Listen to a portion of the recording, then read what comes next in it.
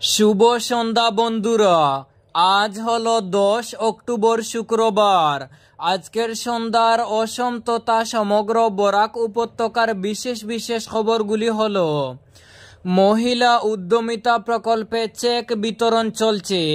बृहस्पतिवार धेमाजी জেলার জুনাইয়ে প্রাপকদের হাতে চেক তুলে দিয়েছেন অসমের মুখ্যমন্ত্রী হিমন্ত বিশ্ব শর্মা। তিনি জানান রাজ্যের বিভিন্ন আত্মসহায়ক গোষ্ঠীর 40 লক্ষ মহিলাকে 10,000 টাকা করে প্রদানের প্রক্রিয়া শুরু হয়েছে। এর মধ্য দিয়ে রাজ্যে নারী শক্তির জাগরণ ঘটবে, রাজ্যে সংগঠিত হবে অর্থনৈতিক বিপ্লব। তার কথায় নির্বাচনের সঙ্গে জনহিতকর প্রকল্পগুলোকে গুলিয়ে ফেললে হবে না। কংগ্রেস সেটাই করছিল এতকাল। নির্বাচনের আগে প্রকল্প ঘোষণা, বুট ফুরলে প্রতিশ্রুতি আর পূরণ হতো না। মুখ্যমন্ত্রী হিমন্ত বিশ্ব শর্মার দাবি তারা যেসব প্রতিশ্রুতি দিয়েছেন সব কটি অক্ষরে অক্ষরে পালন করে চলেছেন। পরবর্তী খবরে যাওয়ার আগে অবশ্যই ভিডিওতে একটি লাইক করুন এবং চ্যানেলটি সাবস্ক্রাইব করে পাশের বেল আইকনটি বাজিয়ে রাখুন। আর ফেসবুক পেজটি ফলো করে ভিডিওটি অবশ্যই শেয়ার করুন যাতে সঠিক তথ্যগুলো সবার কাছে পৌঁছাতে পারে। হাইলাকান্দি সিভিল হাসপাতালে সোনোগ্রাফি পরিষেবা বন্ধ, দুর্ভোগে গর্ভবতী মহিলা সহ অসংখ্য রোগী। হাইলাকান্দির এসকে রায় সিভিল হাসপাতালে প্রায় 1.5 মাস ধরে বন্ধ রয়েছে সোনোগ্রাফি পরিষেবা।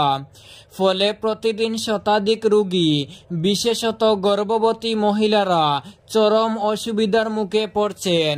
সরকারিভাবে এই গুরুত্বপূর্ণ পরিষেবা বন্ধ থাকায় বহু মানুষ বাধ্য হচ্ছেন বেসরকারি ডায়াগনস্টিক সেন্টারে অতিরিক্ত খরচ করে পরীক্ষা করাতে।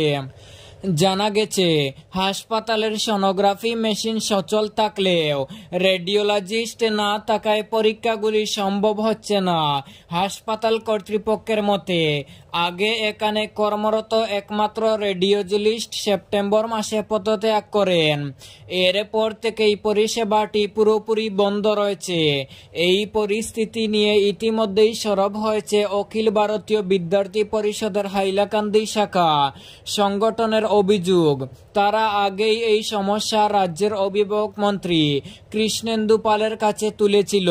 তাদের হস্তক্ষেপে এক্স-রে পরিষেবা পুনরায় চালু হলেও সোনোগ্রাফি বিভাগ এখনো অচল। সংগঠনটির পক্ষ থেকে স্পষ্ট জানানো হয়েছে দ্রুত ব্যবস্থা না নেওয়া হলে তারা বৃহত্তর আন্দোলনে নামবে। হাসপাতালের সুপারিনটেন্ডেন্ট জানান, আমরা বিষয়টি স্বাস্থ্য দপ্তরের ঊর্ধ্বতন কর্তৃপক্ষকে অবগত করেছি।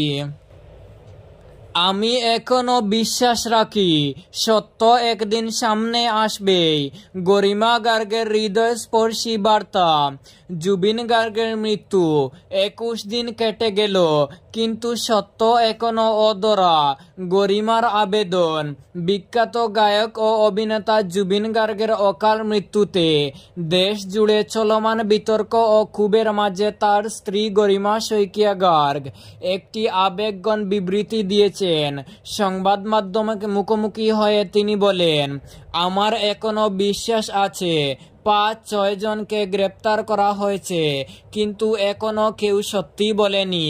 আমি ধৈর্য ধরে অপেক্ষা করছি। মানুষ তদন্তকারী দল এবং বিচার ব্যবস্থার সঙ্গে সহযোগিতা করছে। আমি আশা করি সত্যটা শীঘ্রই সামনে আসবে। তিনি আরো বলেন, জুবিনকে হারিয়ে 21 দিন কেটে গেছে। যারা প্রত্যক্ষদর্শী ছিলেন তারা যেন এগিয়ে আসেন। আমরা আমাদের প্রতীক, আমাদের হৃদয় স্পন্দনকে হারিয়েছি। এই ঘটনাকে রাজনীতির রং দেওয়া উচিত নয়। এছাড়াও জুবিন গার্গের মৃত্যুর 20 দিন পূর্তিতে গরিমা তার সোশ্যাল মিডিয়া অ্যাকাউন্টে একটি মর্মস্পর্শী বার্তা পোস্ট করেন। 20 দিন আমি সত্যিই বেঁচে আছি। এই কথাগুলো তার গভীর শোক ও মানসিক অবস্থার প্রকট প্রকাশ করে।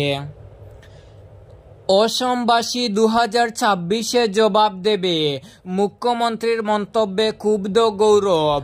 জুবিন গার্গের মৃত্যু নিয়ে তদন্তে স্বচ্ছতা চাইলেন গৌরব গগৈ। প্রয়াত গায়ক অভিনেতা জুবিন গার্গের অস্বাভাবিক মৃত্যু নিয়ে উত্তাল অসম।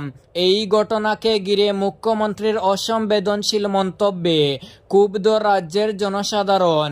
এমনটাই জানালেন অসম প্রদেশ কংগ্রেস কমিটির সভাপতি ও সাংসদ গৌরব গগৈ। বঙ্গাইগাঁওয়ে এক সেবা দল কর্মসূচিতে বক্তব্য রাখতে গিয়ে গগৈ বলেন, অসমের মানুষ এই অবিচারের জবাব 2026 সালের বিধানসভা নির্বাচনে দেবে। পরাজয় সুনিশ্চিত জেনে বিজেপি ইতিমধ্যেই নির্বাচনী কারচুপির পথে হাঁটছে। জুবিন গার্গের মৃত্যু তদন্ত প্রসঙ্গে গগৈ জোর দিয়ে বলেন, তদন্ত যেন স্বচ্ছ ও নিরপেক্ষভাবে হয়, যাতে আদালতের সামনে সমস্ত তথ্য ও প্রমাণ সঠিকভাবে উপস্থাপন করা যায়। তিনি আরও বলেন, অসম প্রদেশ কংগ্রেস ও প্রদেশ মহিলা কংগ্রেস একসঙ্গে আছে। কংগ্রেস অসমের প্রতিটি মায়ের সম্মান করে। অন্যদিকে 7 অক্টোবর মুখ্যমন্ত্রী হিমন্ত বিশ্ব শর্মা কংগ্রেস সাংসদ গৌরব গগৈর দেশপ্রেম ও অসমীয়া জাতিসত্তা নিয়ে প্রশ্ন তুলেন। তার দাবি, গগৈ নাকি নিজের সন্তানদের বিদেশি নাগরিকত্ব দিয়েছেন, যা তার জাতীয়তার প্রতি বিশ্বাসযোগ্যতা নিয়ে প্রশ্ন তুলে। শর্মা বলেন, গৌরব গগৈ কি বিচার দেবেন জুবিনকে? জুবিন একজন অসমিয়া এবং ভারতীয়। যদি আপনার সন্তান বিদেশি হয় আর আপনি জাতীয় পতাকা নেড়ে দেশপ্রেম দেখান, তাহলে আগে নিজের নাগরিকত্ব পরিবর্তন করুন। এই মন্তব্যকে ঘিরে রাজ্য রাজনীতিতে শুরু হয়েছে নতুন বিতর্ক। বিজেপিতে বড়সড় ভাঙ্গন, রাজেন গুহাই সহ 18 জন নেতার পদত্যাগ। এদিকে পাতারকান্দির প্রাক্তন বিধায়ক তথা বিজেপি নেতা কার্তিক সিনহার কংগ্রেসে যোগদান। নির্বাচনের মুখে বিজেপির অস্বস্তি, রাজেন গুহার নেতৃত্বে গণপদত্যাগ। বিজেপিতে বড়সড় ধাক্কা লাগলো বিধানসভা নির্বাচনের ঠিক আগে। প্রাক্তন কেন্দ্রীয় রেল প্রতিমন্ত্রী এবং নগাঁও থেকে 4 বারের বিজেপি সাংসদ রাজেন গুহাই দল ছেড়ে দিলেন। শুধু তাই নয়, তার সঙ্গে আরও 17 জন বিজেপি নেতা দল ছেড়েছেন বলে সূত্রে জানা গিয়েছে। বৃহস্পতিবার আসাম বিজেপি সভাপতি দিলীপ শইকিয়ার কাছে পাঠানো এক চিঠিতে গুহাই দল থেকে প্রাথমিক সদস্য পদ ও সমস্ত সাংগঠনিক দায়িত্ব থেকে অব্যাহতি নেওয়ার কথা জানান। বিজেপির এক শীর্ষ সূত্রে জানা গিয়েছে, গুহাইয়ের সঙ্গে যারা দল ছেড়েছেন তাদের অধিকাংশই উপরের ও মধ্য আসামের বিভিন্ন জেলা থেকে। এই ঘটনা আসাম বিজেপির অন্দরেই বড় অসন্তোষের ইঙ্গিত বলে মনে করছে রাজনৈতিক মহল।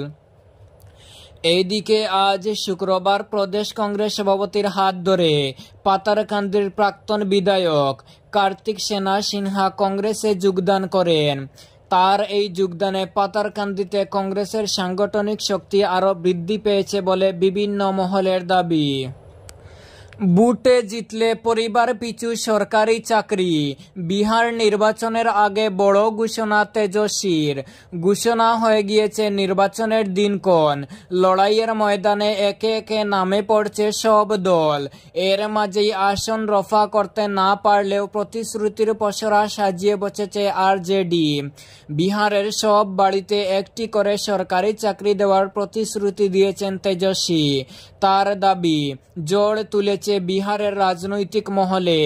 বিহারের হাই ভোল্টেজ নির্বাচনের আগে আরজেডি নেতা তেজস্বী যাদব সাংবাদিকদের জানিয়েছেন, বিহারে বিরোধী জোট মহাগণবন্টন ক্ষমতায় এলে সরকার গঠনের 20 দিনের মধ্যে রাজ্যের সব পরিবারের অন্তত একজন সরকারি চাকরি পাবেন। তেজস্বীর দাবি, বিহারের কোনো বাড়ি এমন থাকবে না যেখানে চাকরি নেই। এই ছিল আজকের সন্ধ্যার বিশেষ খবরগুলি। ভিডিওটি অবশ্যই লাইক এবং শেয়ার করে দেবেন এবং চ্যানেলটি সাবস্ক্রাইব করে পাশের বেল আইকনটি বাজিয়ে রাখবেন, যাতে সঠিক তথ্যগুলো সবার কাছে পৌঁছাতে পারে।